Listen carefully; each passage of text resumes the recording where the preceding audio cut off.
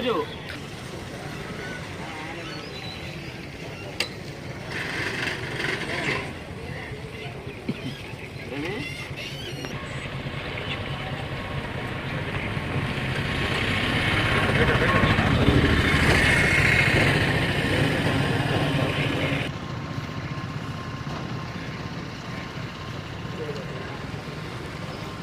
బాబు వెనకాలకి రా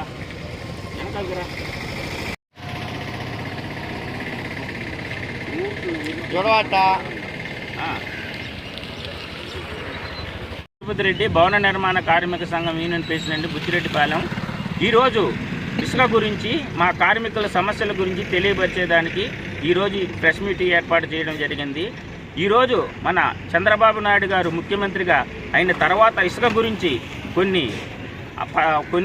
అమలు చేశారు. కానీ ఈ ఇసుక పథకం సరిగా లేదు. భవన నిర్మాణ కార్మికులు ఆకలి కేకలుగా కడుపులు మండుతున్నాయి. మీరు ఇసుక పథకం తక్షణమే అమలు చేయండి. అలా కాని పక్షం వెడల మేము ఎమ్మెల్యే ఇల్లుకి ముట్టడికి సిద్ధమై ఉన్నాము. ఈ చంద్రబాబు నాయుడు గారి ప్రభుత్వం ఇసుక పథకం ఎలాగుందంటే కొండనాలకు మా తాతగారు చెప్పేవారు, గతంలో కొండనాలకే మందేస్తే ఉన్ననాలు కూడిందంట. గత ప్రభుత్వం ఏదో సరిగా చేయడం లేదని చెప్పి ఈ ప్రభుత్వానికి ఓట్లేసి గెలిపిస్తే మీరు చేసింది ఏంది? మీరు చేసింది ఇసుక అనేది పెట్టారు. ఒక బండి ఇసుక వచ్చి 1300 నుంచి 1800 అవుతుంది. అది 4 ట్రిప్పులు కలిపితే ఒక ట్రాక్టరు 7000 చిల్లర అవుతుంది. ఇప్పుడు ఈ గత ప్రభుత్వం ఇచ్చింది ఏంది, మీరు ఇచ్చింది ఏంది? ఈరోజు దాదాపు 2 నెలల నుంచి ఇసుక లేక నానా ఇబ్బందులు పడుతున్నారు. ఇంతవరకు మీరు స్టేట్మెంట్లు ఇస్తున్నారే తప్ప ఎక్కడ కూడా అమలు జరిగిన దాఖలు లేవు. ఈ ఇసుక లేని కారణంగా ఎంతమంది భవన నిర్మాణ కార్మికులు 18 రకాల చేతి వృత్తులు, దాని తర్వాత మరో 10 రకాలు లింకు, ఇది చైన్ లింకు. ముందర ఈరోజు బేల్దార్ పనులు స్టార్ట్ చేసిన తర్వాత బేల్దార్ కొయ్యి పని, సెంట్రింగ్ పని, పాలిష్ పని, కంకర పని, వీళ్ళందరికీ 18 రకాల చేతి వృత్తుల వారికి పని జరగద్ది. ఇది ఒక చైన్ లింకు. ఈ చైన్ లింక్ అనేది దాన్ని మీరు ఆదిలోనే తొక్కేస్తే రేపేం చేయాలి? ఇక్కడ చేసేది ఏం లేదు. మీ ప్రభుత్వం ఆదాయం కోసము, ఇసుక మీద వచ్చే ఆదాయం కోసం మీ చేతులారా మీరే గండి కొట్టుకుంటున్నారు.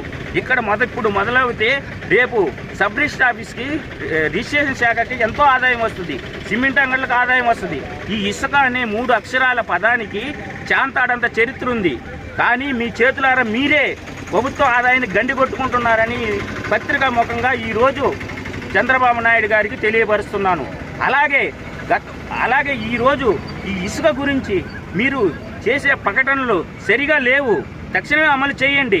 ఏంటి మీరు అవగాహన లేనిది? ఇసుక అనేది ప్రకృతి సంపద. ఈ ప్రకృతి సంపద అనేది భవన నిర్మాణ కార్మికుడికి ఇసుకకి పట్టకూటి కోసం అనుసంధానం అయి ఉన్నది. ఇసుక ఈ ప్రకృతి సంపద మీద ఏదో సాధిద్దామని, మీరు ఏదో సంపాదిద్దామని గవర్నమెంట్ వస్తే మహా వస్తే 600 కోట్లు వస్తుంది సంవత్సరానికి. 700 కోట్లు. గత ప్రభుత్వం ఎంత సంపాదించింది?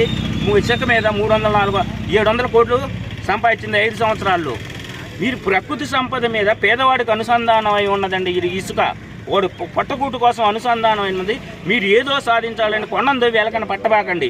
ఇసుక అనేది మీరు ఎంత స్వేచ్ఛగా వదిలేస్తే పని వాళ్ళకి పని దొరుకుద్ది, మీకు ఆదాయం వస్తుంది. ఏ విధంగా వస్తుందంటే, ఒక కన్స్ట్రక్షన్ అనేవాడు ఫ్రీగా కట్టుకోవడం మొదలుపెట్టినప్పుడు రిజిస్ట్రేషన్ శాఖ ద్వారా స్టాంపుల ద్వారా మీకు ఎంత ఆదాయం వస్తుంది, తర్వాత భూమి ఎంత సేల్ అవుద్ది, తర్వాత సిమెంట్ అంగడి మీద ఎంత ట్యాక్స్ వస్తుంది, ఆ తర్వాత స్టీల్ ఫ్యాక్టరీ మీద ఎంత వస్తుంది. ఇవన్నీ ఎన్నో ఆదాయాలు కోల్పోతుంది. ఈ ఇసుక మీద వచ్చే ఆదాయం కన్నా నష్టమే మేలు. అది గ్రహించండి. తక్షణమే మీరు అమలు చేయండి. లేని వెడల మేము ఎమ్మెల్యేలను ముట్టించడానికి సిద్ధంగా ఉన్నాము. అలాగే మన డిప్యూటీ సీఎం పవన్ కళ్యాణ్ గారు ఒక ప్రకటన చేశారు. కార్మికుల సంక్షేమ బోర్డు నుండి ఇంతవరకు డబ్బులు రాలేదండి. గతంలో డిప్యూటీ సీఎం పవన్ కళ్యాణ్ గారు విశాఖపట్నంలో మా భవన నిర్మాణ కార్మికులు మీటింగ్ పెడితే అక్కడికి వెళ్ళి సంక్షేమ బోర్డుకి నీకు ₹1 కోటి నిధులు ఇచ్చారు. నిధులు ఇస్తూ అప్పటి ప్రభుత్వం మమ్మల్ని గందరగోళం చేసిన కారణంగా మా డబ్బులు ఇవ్వకుండా చేసిన కారణంగా ఆ రోజు పవన్ కళ్యాణ్ గారు చెప్పారు ₹1 కోటి సంక్షేమ బోర్డుకు విరాళం ఇస్తూ, మే ప్రభుత్వం రాగానే వచ్చిన నెలకల్లా మేము స్టేట్మెంట్ ఇస్తాను. మీ భవన నిర్మాణ కార్మికులు ఆగిపోయిన నిధులు, సంక్షేమ బోర్డు నిధులు 16,000 కోట్లు నిధులు దారి మళ్లించారు జగన్మోహన్ రెడ్డి ప్రభుత్వము. నిధులు మళ్లిస్తానని చెప్పి ఎప్పటికి చెప్పారు. కానీ ఇంతవరకు ఏ ప్రకటన చేయలేదు. ఎటుపోయారు ఈ పవన్ కళ్యాణ్ గారు? ఎందుకు ప్రకటన చేయలేదు? కాన్పుకి, పెళ్లిళ్ళకి, సావులకి అప్లై చేసుకున్న ఏపీ గవర్నమెంట్తో సంబంధం లేకుండా వచ్చే మా డబ్బులంతా ఏం చేశారు అనేది ఒక శేషపత్రం విడుదల చేయాలని, గత ప్రభుత్వం ఎంత తీసుకున్నది, ఎంత ఉన్నది, వచ్చి నా ప్రభుత్వానికి మీరు ఎప్పుడు అమలు చేయబోతున్నారు అనే ప్రకటన చేయాలని మేము కోరుకుంటున్నాము. అలాగే ఈరోజు మన బుచ్చిరెడ్డిపాలెంలోని కొవ్వూరు నియోజకవర్గం ఎమ్మెల్యే గారు పనితీరు కొద్దిగా ఆశాజనకంగా ఉంది. ఆమెకి అనుభవం ఉందో లేదో తెలియదు, కానీ అనుభవం లేక కానీ కొన్ని విషయాల్లో చాలా ఇబ్బందులుగా జనం వ్యతిరేకతగా మొదలవుతుంది. ఇప్పుడిప్పుడే ఆమెకి డబ్బులు అవసరం లేదు, ఏమీ అవసరం లేకపోయినా కానీ నిజాయితీ ముక్కుచూటితనమే ఆమెకు చెడ్డ తెస్తుంది. ఏది కూడా రాజకీయం అనేది విచిత్రంగా ఉంటుంది. ఒక సమస్య వచ్చినప్పుడు రాజకీయ నాయకుడి దగ్గరికి, అధికారికి చట్టపరంగా రూల్స్ పరంగా చేయలేము, కానీ మనం చెయ్యాలా, అదే నాయకుడి లక్ష్యం. అదనేది లేకుండా ఏకవచ్చంగా వెళుతూ బ్యాలెన్స్డ్గా వెళ్ళడం లేదు. బ్యాలెన్స్డ్గా ముక్కుచూటి వ్యవహారంతో వెళ్తుంది. ఎన్నో సమస్యలు తిష్టవేస్తున్నాయి. వెళ్ళాను, స్వయంగా చెప్పాము, మా లేబర్ ఆఫీస్ గురించి చెప్పాము, తర్వాత వదిలేద్దరు. గర్ల్స్ హై స్కూల్లో పాపం ఆడపిల్లకి వెళ్ళి మనం ఇంకా బ్రిటిష్ కాలంలో ఉన్నావా, తెరసాటును కట్టుకొని ఉన్నారండి. దాని గురించి పట్టించుకోవాలా. అక్కడ పేర్ల కాలువ దగ్గర గుడిపల్లి కాలువ దగ్గర పుడికి తీయండి, పాములు వస్తున్నాయి, వాళ్ళు ఇంటి పన్ను కడుతున్నారు, కెనాలు వేయమని చెప్పాం. ఇంతవరకు తొంగి చూసిన పాపన పాలా చెప్పి 10 రోజులు అవుతుంది. ఇలాగా ఎన్నో నేను ఒకటే అడుగుతున్నాను అధికారులు కానీ ఎమ్మెల్యే గారిని, మీ అధికారులు అమ్మవారికి మేకపోతుని బలిచ్చినట్టు ఎవరో ఒకటి పాము కాటుకో గురైతే తప్ప మీరు కథలు రాని అడుగుతున్నాను. ఇదే పనితీరు అసహనం గురి చేస్తుంది. నేను మన ఎమ్మెల్యే గారికి వ్యతిరేకం కాదు, నేనే వ్యతిరేకం కాదు, ఆమె అభిమానిని, ఆమె టాలెంట్ పర్సన్, కానీ చేయాలనే తపన ఉంది. చేసే విధానం, ఆలోచన విధానం, బ్యాలెన్స్డ్ విధానం సరిగా లేదు.